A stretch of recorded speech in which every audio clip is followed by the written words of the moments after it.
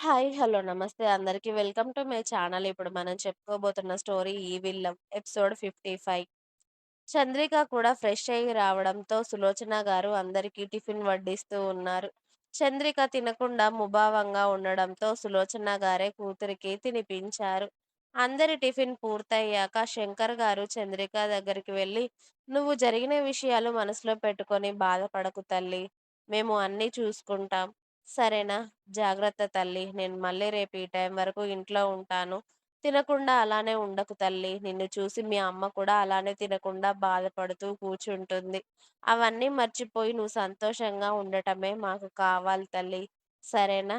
నేను వెళ్ళి వస్తానురా" అని కూతురికి జాగ్రత్తలు చెప్పి సులోచన గారికి, సూర్యకి చెప్పి శంకర్ గారు హైదరాబాద్ ప్రయాణం అవుతారు. చందు సూర్య పిలుపుకి ఏంటి అన్నట్టు చూస్తుంది చంద్రిక. "బయటికి వెళ్దామారా" అని అడిగాడు సూర్య. "నాకెక్కడికి వెళ్ళాలని లేదన్నయ్య. ఇంట్లో ఉంటే నువ్వు డల్‌గానే ఇలానే కూర్చొనుంటావు. పద అలా బయటికెళ్ళొద్దాం. అమ్మా నువ్వు కూడా రెడీ అవ్వు" అని తల్లికి చెప్పి సూర్య ఏదో ఫోన్ రావడంతో బయటికి వెళ్ళాడు. సూర్య సీరియస్‌గా ఫోన్ లిఫ్ట్ చేసి, "వాడెక్కడున్నాడు" అని బేస్ వాయిస్‌లో అడిగాడు. "సార్, ఆ సామ్రాట్ ఇప్పుడు వైజాగ్‌లో లేడు సార్. గోవాలో ఉన్నాడు. వాడు రావడానికి ఇంకా వారం పడుతుంది" అని చెప్పాడు సూర్య పెట్టిన ఇన్ఫార్మర్. "వాడిని ఎవ్రీ సెకండ్ వాచ్ చేస్తూ ఉండండి. వాడి ప్రతి మూవ్‌మెంట్ నాకు తెలియాలి. అలాగే వాడిక్కడికి రావాలి. అర్థమైందా? వచ్చేలాగా మీరే చేయాలి. వచ్చిన తర్వాత వాడి కథ నేను చూసుకుంటాను" అని చెప్పి సూర్య కాల్ కట్ చేశాడు. సూర్య ఫోన్ కాల్ కట్ చేసి ఇంట్లోకి వచ్చేసరికి సులోచన గారు, చంద్రిక రెడీ అయి కనిపించడంతో తల్లిని, చెల్లిని తీసుకొని అలా బయటికి వెళ్ళాడు సూర్య. చంద్రికకి ఇష్టమైన మాల్‌కి తీసుకువెళ్ళి ఆ తర్వాత తనకి ఇష్టమైన ఫుడ్ తినిపించి, చంద్రికకి ఏ ఏ ప్లేసెస్ అంటే ఇష్టమో, ఆ రోజంతా తనని అక్కడ అంతా తిప్పి నైట్ వరకు ఇంటికి తీసుకువస్తాడు సూర్య.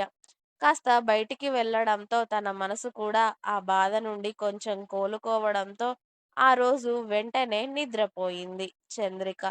మరుసటి రోజు ఇక్కడ ప్రణవి బాబుకి ఆ రోజు వ్యాక్సిన్ ఉండడంతో మార్నింగ్‌నే వాడిని రెడీ చేయించి తను రెడీ అయ్యి నిత్య కోసం వెయిట్ చేస్తూ కూర్చుంది. ఆ రోజు నిత్య ఆఫీస్‌కి లీవ్ పెట్టేసి వీళ్ళని కార్‌లో హాస్పిటల్‌కి తీసుకువెళ్ళింది. బాబుకి వ్యాక్సిన్ వేయించాక తిరిగి ఇంటికి వెళుతూ ఉంటే గోల్డ్ షాప్ దగ్గర కార్ ఆపమని చెప్పింది ప్రణవి. "ఇప్పుడు గోల్డ్ షాప్‌కెందుకే" అని అడిగింది నిత్య. "బాబు పుట్టినప్పటి నుండి వీడికేం తీసుకోలేదు కదే! ఏమైనా తీసుకుందాం పద" అంది ప్రణవి. "వాడి మెడలో ఆల్రెడీ గొలుసుంది కదే" అంది నిత్య. "ఆ చైన్ ఎవరిచ్చారే?" "ఎవరో ఎందుకిస్తారు? వాడి డ్యాడీ ఇచ్చాడు" అని చెప్పింది నిత్య ఏమాత్రం భయపడకుండా. "అనుకున్నా సూర్యనే వేశాడు అని.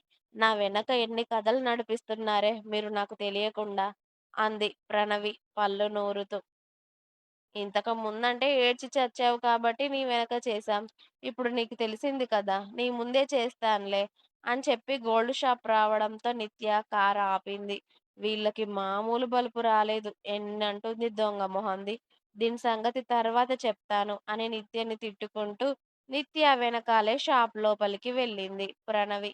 బాబు కోసం చైన్స్, ఉంగరాలు, వాడి చేతికి చిన్ని బ్రాస్లెట్లు చూస్తున్న ప్రణవిని చూసి, "వాడేమైనా ఆడపిల్ల అనుకుంటున్నావంటే అవన్నీ చూస్తున్నావు?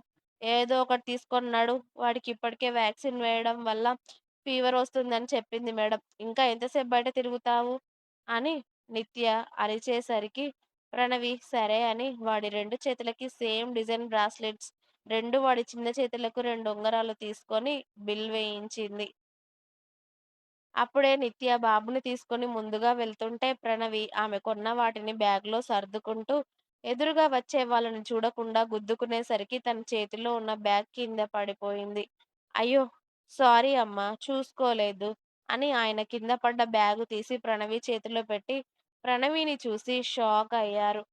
నిత్య "ఇదేంటి ఇంకా రాలేదు" అని వెనక్కి తిరిగి చూసేసరికి ప్రణవి అక్కడే బొమ్మలా నిలబడడం చూసి నిత్య కూడా బాబుని ఎత్తుకొని వచ్చి, "ఇదిగో వీడేడుస్తున్నాడు. వీడిని పట్టుకోవే, ఆ బ్యాగ్ నాకివ్వు" అని బాబుని ప్రణవి చేతిలో పెడుతుంది నిత్య.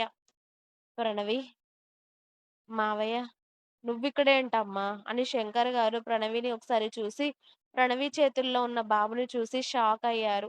ఎందుకంటే బుడ్డోడు అచ్చం వాడి బాబులా ప్రింట్ దిగేశాడు కదా! అందుకే. ఆయన బాబుని చూడగానే ఆయన నోటి వెంట వచ్చిన పదం సూర్య. "ప్రణవి, ఈ బాబు" అని అడిగారు ఆయన అయోమయంగా. ఆయనకి ఏం సమాధానమివ్వాలో తెలియని ప్రణవి తల కిందికి వంచేసుకొని అక్కడి నుండి కారు దగ్గరికి వెళ్ళిపోయింది. ఇంకా ఉంది. మీకు నా స్టోరీస్ నచ్చినట్టయితే ప్లీజ్ లైక్ చేయండి. అలాగే ఛానెల్‌ని తప్పకుండా సబ్స్క్రైబ్ చేయండి ప్లీజ్.